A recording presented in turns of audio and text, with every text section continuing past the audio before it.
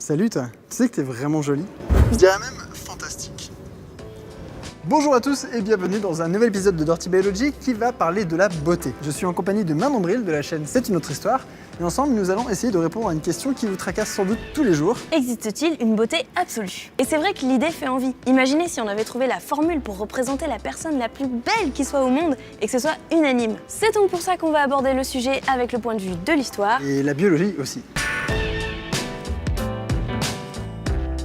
En biologie, on a tendance à considérer de nombreux traits du corps comme optimaux, et la beauté en fait partie. Dans le monde vivant, la sélection est le processus par lequel, dans une population avec plein d'individus différents, avec plein de caractéristiques différentes, certains survivront mieux et auront plus d'enfants que d'autres grâce à leurs caractéristiques avantageuses. Comme ils transmettent leurs traits à leurs descendants, la population générale change de génération en génération. On pense souvent à des trucs comme les prédateurs ou l'environnement pour expliquer la sélection. Ah oui, genre les antilopes couleur savane vont avoir plus de chances de survivre et donc d'avoir des descendants, et les ours polaires qui sont mieux isolés vont moins avoir de chances de mourir de froid, ce genre de truc. Ouais, c'est ça. Ce mécanisme a une particularité. Il peut créer des optimums adaptatifs. Par exemple, la trompe d'un papillon doit pouvoir sucer le nectar d'une fleur, donc sa taille est optimisée par rapport à la longueur de la corolle. Trop court et il ne peut pas atteindre le nectar, donc il n'aura pas de nourriture, donc pas de descendants, et trop long et il consommera trop d'énergie dans la fabrication de sa trompe et il sera défavorisé par rapport à d'autres papillons. Il y a donc une taille optimale de trompe pour aller sucer le nectar. C'est une métaphore sexuelle, ça? Non, enfin, ouais. Parce que la sélection se passe aussi au niveau du sexe. Les organismes ont deux trucs à ne pas foirer dans leur vie, survivre et se reproduire. S'ils ratent l'un des deux, leurs allèles, c'est-à-dire les versions de leurs gènes, ne sont pas transmis aux générations suivantes. En d'autres termes, tout ce qu'ils ont été disparaîtra de l'histoire de la vie sans laisser aucune trace. Donc il faut plaire aux partenaires sexuels et c'est là qu'intervient la beauté. Après tout, nous sommes des animaux et comme les autres organismes, nous sommes le fruit de millions d'années d'évolution qui a forgé absolument tout ce que nous sommes. Le sentiment agréable devant une personne belle est donc en partie le résultat de cette longue évolution. Et il n'est pas déraisonnable de penser que la beauté puisse être un caractère biologique comme un autre qui soit optimisé au cours de l'évolution pour maximiser le nombre de bébés. Enfin, en théorie, quoi. T'as un exemple? Oui, les pans.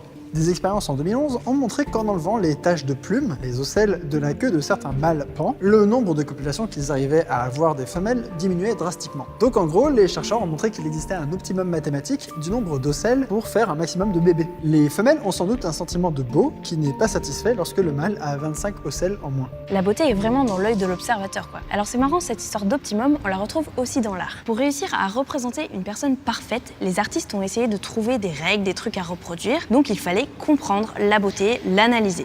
Donc on a essayé de la mesurer et d'en tirer les proportions ultimes du corps parfait. C'est ce qu'on appelle le canon de beauté. Quand tu dis à quelqu'un « Hey, t'es canon ?» Merci. Ben ça vient de là. Les canons de beauté auxquels on pense tout de suite, ce sont ceux des Grecs. Pour eux, le canon, c'est pas juste représenter une personne méga belle. Donc c'est pas forcément lié à la reproduction comme dans les exemples biologiques. En fait, à l'origine, il y a une dimension métaphysique derrière. Certains courants philosophiques inspirés des théories de Pythagore considéraient que le cosmos et toute la nature, tout le monde qui nous entoure, étaient régis par les mathématiques et que la nature, sous couvert d'un aspect bordélique, avait en fait un ordre très précis qu'il fallait déchiffrer. Ils faisaient donc des recherches pour essayer de comprendre ce qui pouvait être les proportions parfaites du corps humain. C'était censé être universel puisque c'est la nature et les chiffres qui le montrent. La beauté est donc pour eux mathématique. Le premier canon qu'on connaît, c'est celui de Polyclète. C'est d'ailleurs lui qui a donné ce nom puisqu'il a écrit un traité aujourd'hui perdu qui s'appelle le canon, ce qui veut dire la règle. Et dans les règles qu'il a fixées, il faut par exemple, comme ici, que la tête rentre 7 fois dans le corps. Ouais, quelque part, c'est pas complètement éloigné de la biologie. Je vais arrêter avec les pans, mais on peut imaginer qu'il y a aussi des optimums chez les humains. Par exemple, c'est assez difficile de pécho quand t'as 3 yeux, donc on peut complètement imaginer que 2 est le nombre optimal de yeux pour réussir à draguer. Bref, là, on peut considérer qu'il y a des traits biologiques qui, comme un canon, sont universels et ne peuvent pas être transgressés au risque d'avoir du mal à faire des enfants. Et il y a une très bonne raison derrière tout ça, c'est que la beauté est liée en partie à la qualité de nos gènes. Tout un tas de modèles différents existent pour expliquer ça, mais une idée simple est celle-ci. Avoir un œil en plus indique probablement des problèmes assez graves dans le génome qui peuvent avoir des conséquences ailleurs sur la santé par exemple. Et les partenaires éventuels auront tout intérêt à ne pas investir leurs ressources dans vous si jamais vous êtes de qualité génétique toute pourrie.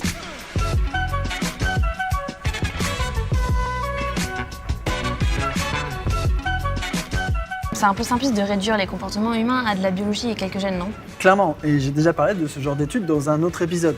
Mais l'idée générale est quand même vraie, c'est-à-dire que l'influence des gènes se verra sur le visage, même chez les humains. D'accord, mais pas sûr que les gènes soient le truc le plus important là-dedans. Le premier truc pour nous, qui est assez évident, c'est que la beauté, c'est assez subjectif. Déjà, rien que chez les Grecs, les canons de beauté ont évolué. La dimension transcendantale dont j'ai parlé reste importante très longtemps. Au Moyen-Âge, on considère que le corps de l'homme est fait à l'image de Dieu. Par contre, on montre peu la beauté dans les représentations, puisque beauté égale tentation. Les corps sont souvent très maigres et décharnés, puisque la privation s'associe au spirituel et qu'elle revient à vivre comme le Christ. Et les corps ne sont pas du tout ressemblants avec la réalité. Jusqu'au milieu du XIIe siècle, on a par exemple des corps très allongés. On note des critères de beauté qui sont assez différents des nôtres. Par exemple, on aime les petits seins. À la Renaissance, le modèle d'inspiration incontournable, c'est l'Antiquité. Donc on va ressortir les modèles et les canons antiques pour créer ses propres canons. La dimension transcendantale est toujours présente. Si les Grecs voulaient trouver le message caché du cosmos, dorénavant, on cherche le message caché dans la création de Dieu. On croit donc aussi en une beauté unique, c'est-à-dire en une vérité. La beauté n'est pas une notion associée à la subjectivité comme elle l'est aujourd'hui. À cette période, on célèbre beaucoup le corps de la femme. Elle doit être belle, jeune et saine pour la fécondité. Au fil du temps, on se rend compte que ça ne marche pas en fait, cette histoire de beauté universelle, et surtout, on se tourne vers d'autres objectifs. Il n'y a plus cette quête du divin dans la représentation de la beauté. Par exemple, au XIXe siècle, on a les courants artistiques du réalisme et du naturalisme qui veulent représenter les choses telles qu'elles sont vraiment. Ok, donc la beauté dans l'art, c'est subjectif, mais aussi dans la biologie, il faut relativiser. S'il est facile de dire qu'effectivement, les grands écarts au plan général d'organisation du corps peuvent facilement être révélateurs de gènes taquins, il n'est pas certain que toutes les variations autour de la moyenne révèlent l'activité de gènes. Par exemple, les gènes ne sont responsables que d'environ 3% de la variation de symétrie du visage. En d'autres termes, ce qui va décider si vous avez un visage identique à droite et à gauche, c'est plutôt les toxines que vous avez eues quand vous étiez un fœtus, les infections que vous avez eues, les accidents, etc., etc.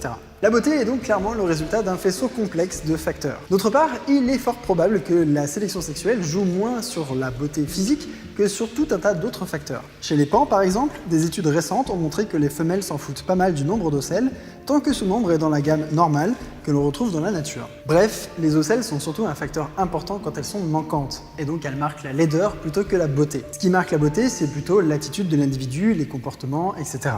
Et d'ailleurs, chez les humains, c'est encore pire puisqu'il y a l'aspect culturel qui se rajoute à ça. En fonction des périodes et des cultures, les critères de beauté changent. Le poids, la longueur des jambes, du torse, des pieds, la taille des seins, l'âge et même l'aspect enfantin du visage, tout ça joue un rôle. Carrément. Prends le ratio taille-hanche par exemple. Tu mesures la circonférence à ta taille, tu mesures la circonférence aux hanches et tu divises. Cette mesure est souvent utilisée par les biologistes comme un marqueur d'attractivité lié à des caractéristiques comme la santé. En Europe, les femmes avec un indice de 0,7 sont à la fois considérées comme attractives et ont moins de chances d'avoir un diabète, le cancer des ovaires, des niveaux d'oestrogènes optimaux, etc., etc. Sauf que de nombreuses études ont montré que les ratios préférés varient en fonction des cultures. Par exemple, en Chine, on préfère un ratio plus faible qu'en Europe, tandis qu'au Cameroun, on préfère un ratio plus élevé. Le Cameroun donc. Pire encore, cette préférence pour le ratio semble avoir énormément changé au cours du temps. Rien qu'au XXe siècle, le ratio taille-hanche des modèles du magazine Playboy a changé. Donc, pour un facteur esthétique censé expliquer la qualité des gènes et qui serait donc universel, ça marche pas trop. Pour finir, il y a quand même un effet rigolo que l'on appelle l'effet pom-pom girl. Ce biais cognitif, dont le nom vient d'un épisode de How I Met Your Mother, consiste à trouver les gens plus beaux lorsqu'ils sont en groupe que lorsqu'ils sont seuls. La mécanique derrière cet effet particulier viendrait de la capacité de notre cerveau à faire en permanence des moyennes. Et en l'occurrence, il fait aussi la moyenne des visages dans un groupe. Si quelqu'un a un petit défaut vers la gauche et un autre un petit défaut vers la droite, la moyenne ramène tout au centre et est plus attractive que les deux séparés. Ces visages moyennés sont construits par des logiciels informatiques à partir de nombreuses photos et sont étudiés depuis longtemps parce qu'ils sont systématiquement considérés comme plus attractifs que les individus qui les composent. En janvier dernier, je vous avais demandé de m'envoyer des photos de vous pour essayer de constituer un visage moyen des abonnés de Dirty Biology. Vous avez été plus de 1000 à participer et je vous remercie vraiment du fond du cœur. Maintenant, essayons de voir à quoi vous ressemblez collectivement.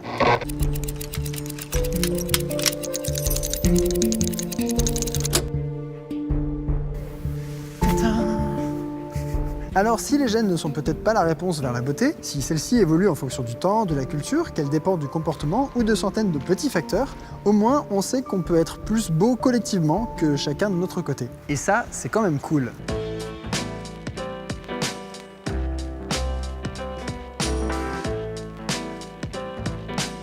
En tout cas, ce qu'on peut retenir, c'est que la beauté est assez difficile à définir, alors qu'en revanche, la monstruosité fait relativement l'unanimité. Et pourtant, les monstres des mythes et légendes sont aussi des créatures très complexes qui évoluent avec le temps. D'ailleurs, si vous voulez en savoir plus sur l'évolution des mythes, n'hésitez pas à aller voir la deuxième vidéo qu'on a tournée au Louvre, qui est ici, et n'hésitez pas non plus à aller voir la chaîne de Manon qui s'appelle C'est notre histoire, c'est très cool. Bref, vous avez plein de trucs à faire. Allez, bisous!